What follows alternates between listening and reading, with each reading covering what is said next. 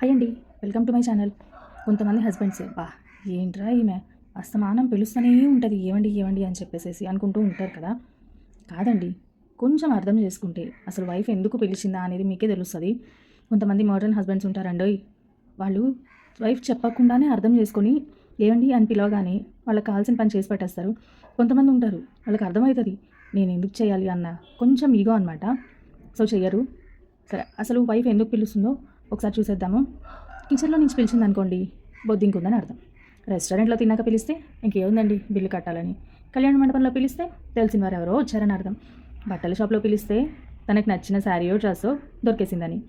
బండిలో వెళ్ళేటప్పుడు పిలిస్తే పూలు కొనాలని. హాస్పిటల్కి వెళ్ళినప్పుడు పిలిస్తే డాక్టర్తో మాట్లాడాలని. వాకిట్లో వచ్చినప్పుడు పిలిస్తే తెలియని వారు ఎవరో వచ్చారని అర్థం. బీరువా ముందు నిలబడి పిలిస్తే డబ్బులు కావాలని అర్థం. డైనింగ్ టేబుల్ దగ్గర నుంచి పిలిస్తే భోజనానికి రమ్మని అర్థం.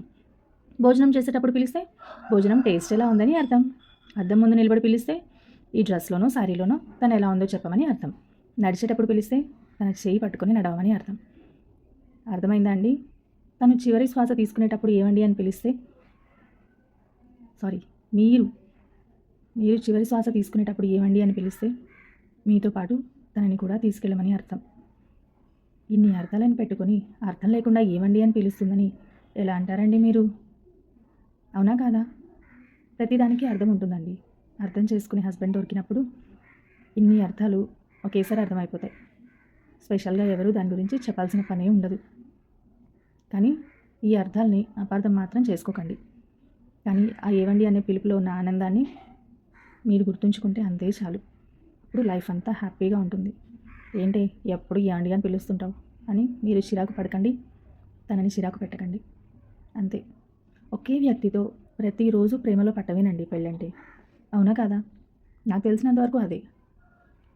లవ్ చేసుకునే వాళ్ళు ఒకసారి ఐ లవ్ యూ అని చెప్పేస్తారు, లేదంటే రోజు చెప్పుకుంటూ ఉంటారు. అది అంతవరకే ఉంటుంది.